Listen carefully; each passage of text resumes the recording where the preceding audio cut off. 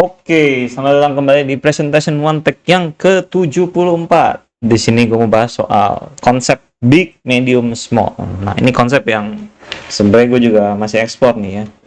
Gimana sih gitu. Terus tanya-tanya teman, do my research. Terus ya ini kesimpulan gue hari ini, pemahaman gue seperti ini ya gitu. Oke, jadi rules-nya big, medium, small itu adalah distribusi yang apa ya, yang nggak monoton gitu ya. Jadi itu kelihatan kayak random tapi sebenarnya terencana gitu, karena kan yang naruh kan artisnya kan ya, nah yang naruh kita yang gambar kan gitu. Jadi terlihat kayak random tapi actually terencana gitu ya. Nah, rules dasarnya ini, rulesnya bukan untuk diikutin plek-plekan sama gitu ya, tapi ini jadi acuan dasar konsepnya aja gitu. Jadi kita punya 3 ukuran gitu ya. Ada yang big nih ya, yang big yaitu yang besarnya gitu ya. Nah, habis itu di follow up sama yang medium, di follow up sama yang small. Rules dasarnya adalah big itu adalah harus yang paling rare gitu ya, paling rare. Gitu. 1 atau 2 gitu, tapi paling enggak 1 lah ya gitu. Nah, habis itu medium di follow up ya bisa 1:3 atau 1:2, jadi tuh bisa 3, 2 atau 5 gitu ya. Jadi dia nyebar gitu kan. Tapi seperti namanya medium ya, dia ada di jumlah yang di tengah-tengah, bukan yang paling banyak tapi bukan yang paling sedikit juga gitu. Nah, satu lagi small. Small ya udah perintilan-perintilan kecil, detail-detail kecilnya gitu kan ya, kayak gitu. Nah, ini tuh bisa ditranslate ke banyak case dan sifatnya tuh memang bisa dibilang nggak ada pakemnya sih ya. Yang penting follow prinsipalnya aja ya, bahwa big adalah yang paling rare gitu, yang paling jarang. Tapi dia yang yang take the canvasnya tuh banyak gitu ya. Gitu. Nah, distribusi yang gua pakai biasanya tuh 1, 3, 5 gitu ya. Jadi 1 big, 3 medium, 5 small gitu. Tapi ini bukan untuk diikutin harus segini ya. Ini jadi acuan dasar aja gitu ya. Nah, misalnya nih, kita punya kanvas 3 objek ukurannya sama semua. Nah, let's say ini big semua atau ini medium semua. Nah, monoton kan? Kurang menarik kan gitu.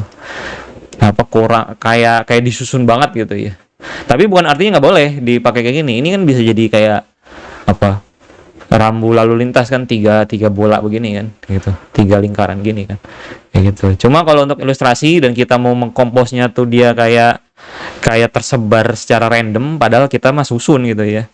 Nah, salah satu konsepnya adalah ya dengan ini, ada bagian yang besar, ada bagian yang kecil, ada bagian yang medium gitu ya. Disebar tuh random dan seolah-olah random gitu.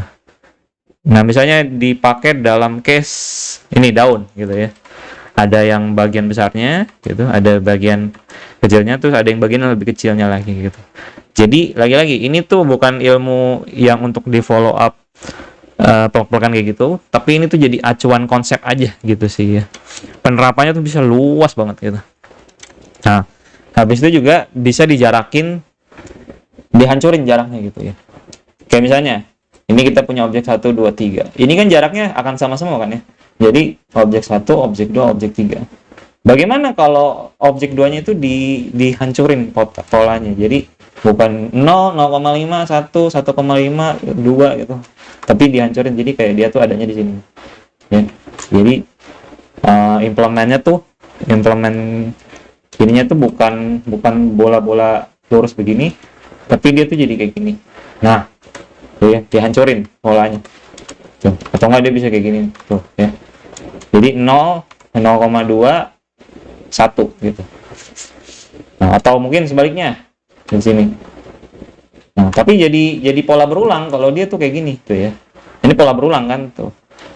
Jadi dihancurin secara intensional, tapi dibuat seolah-olah nih kayaknya random nih gitu. Nah, tujuannya tuh begitu ya. Nih untuk jaraknya gitu.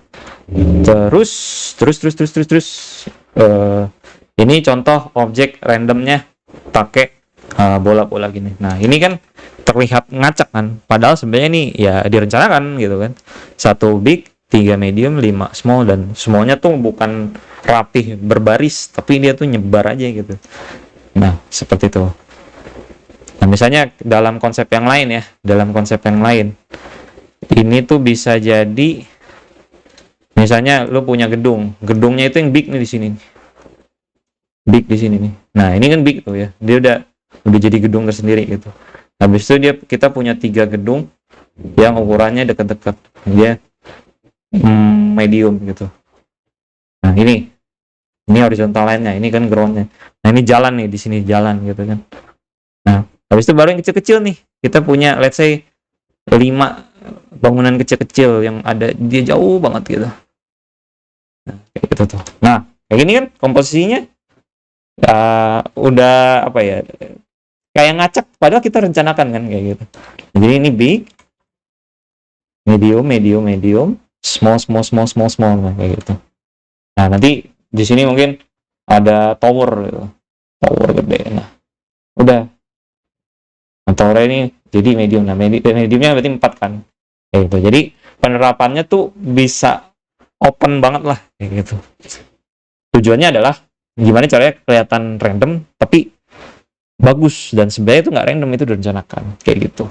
Nah, salah satu penerapan big, medium, small tuh seperti itu. Nah, sebenarnya ada banyak contoh lagi, misalnya kayak ngedesain ada bagian yang besarnya, misalnya bagian besarnya tuh kayak ada kepalanya besar gitu kan. Nah, terus nanti kecil-kecil sini kan.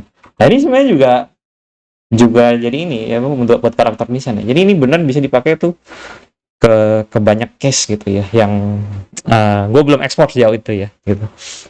Oke, segitu aja untuk video kali ini. Terima kasih menonton, sampai jumpa di video berikutnya. Bye bye.